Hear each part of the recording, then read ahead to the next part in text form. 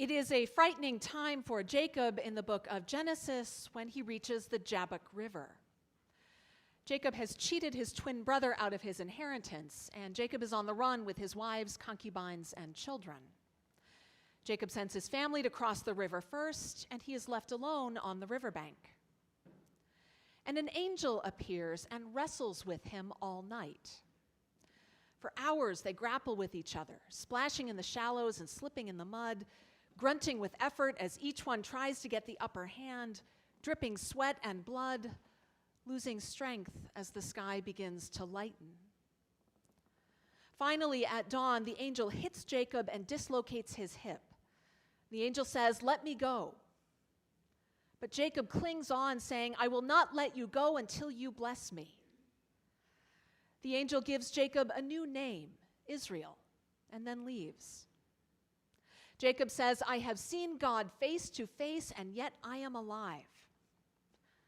After everything he has done, the wrong and the right, he is still alive, and God still blesses him.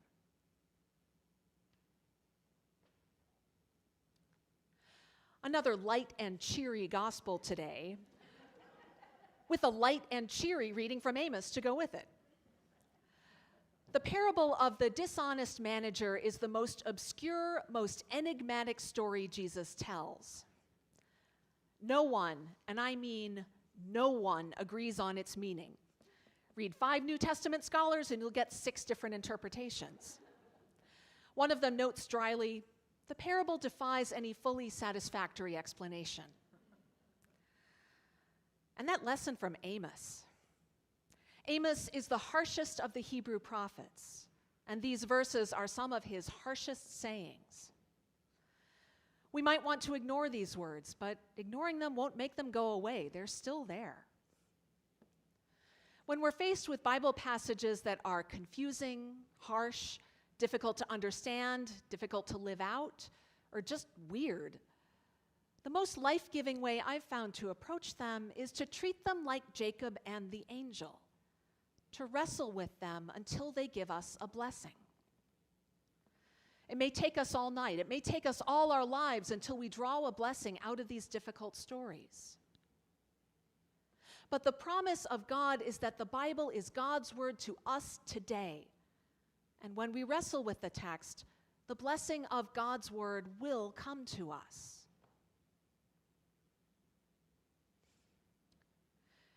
Amos is easy to understand. He's just not easy to like.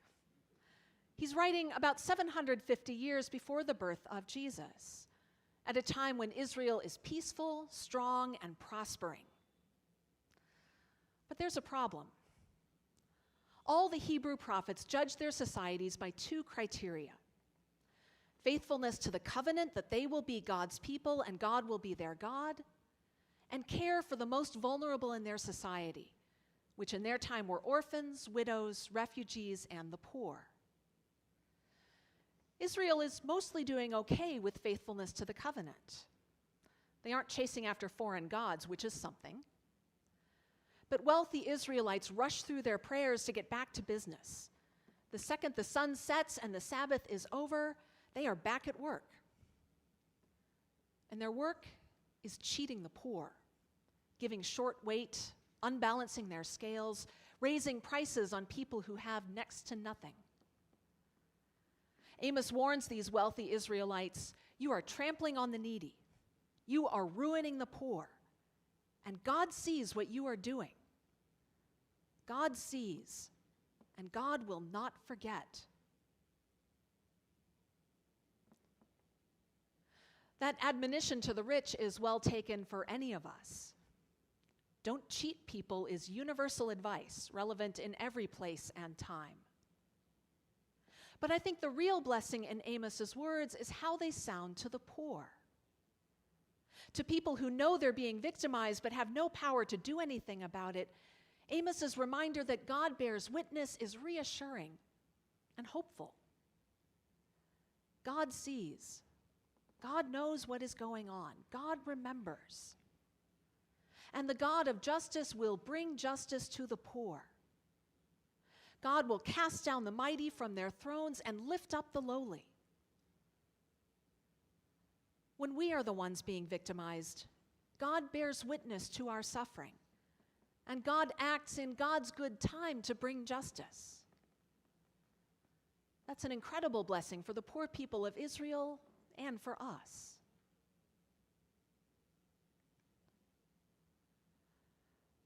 That leads us to the parable of the dishonest manager. I've been wrestling with this one all week, and I still don't understand it. If you do, please tell me. I would love to hear it. Fortunately, this passage will come up 3 years from now in our lectionary, our cycle of Bible readings, and then 3 years after that, so we'll have more chances to grapple with it. What stands out to me this time is the manager using money, the tool available with him, to build relationships with his master's debtors. The manager is about to lose his job. There's no unemployment insurance or severance pay in the first century. This guy's about to be destitute and on the street. The only way he's going to survive is for people to help him, give him a new job or at least room and board until he can find work. Money is not going to save the manager. He's going to be saved by his friends. So he uses his money to make new friends and strengthen the friendships he already has. Jesus follows the parable with teaching about money. He says that those who are faithful with very small things are faithful with big things, and those who are dishonest with very small things are dishonest in big things. That story checks out. We can see examples of that in the world around us. And Jesus asks, if you haven't been faithful with the very small thing of dishonest wealth, who will trust you with the big thing of true riches? If you haven't been faithful with what belongs to someone else, who's going to believe you can handle your own affairs? He goes on, no slave can serve two masters. A slave will inevitably hate one and love the other. There are two potential masters in this world, God and wealth. And you cannot serve God and money.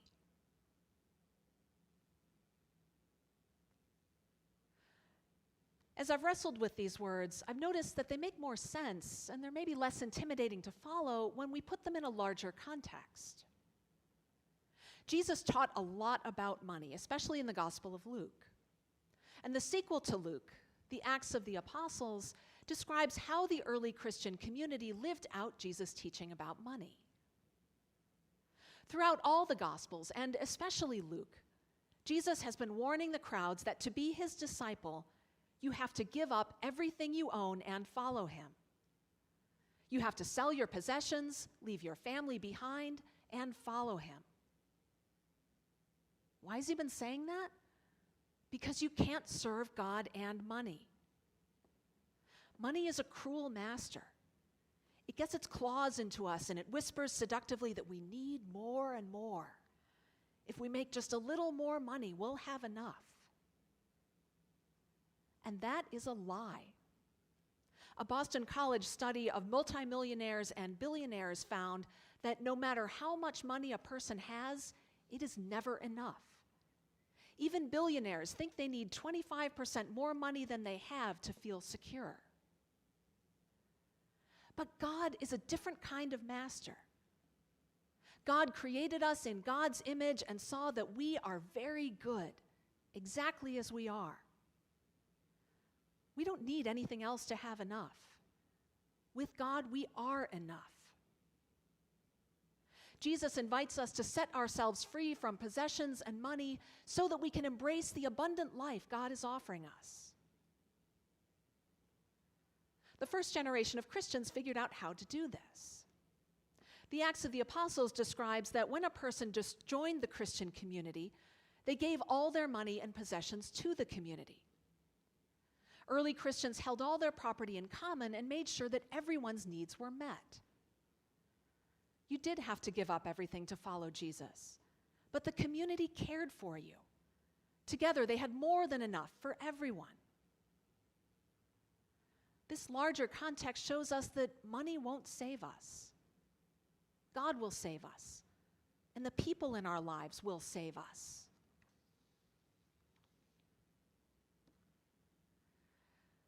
As most of you know, before I came to St. John's, I worked in Silicon Valley for almost a decade.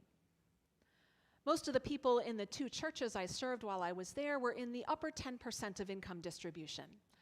And I got to know a couple of seriously wealthy people, the kind who retired at 40 with $500 million. The richest people I knew were also the most miserable because they were lonely. They couldn't ever trust that they were liked and valued for themselves, not what they could do for someone else, and they did not have real friends. Even their spouses' motives were always a little bit suspect. Are you with me because you love me or because you like the lifestyle I provide? All their money could not save these people. But if they'd given away their money, or at least most of it, and let go of the hold money had over them, God could have saved them, and they would have had people in their lives to save them.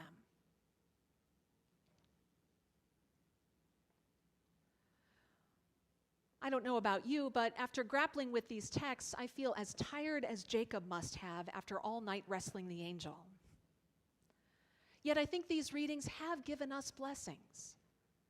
The assurance that God bears witness to victimization and works to enact justice. The promise that money doesn't save us. God saves us, and the people around us save us. Maybe we're ready to let these texts go. Maybe we want to keep on wrestling with them. As difficult as they are God's word to us today. Thanks be to God.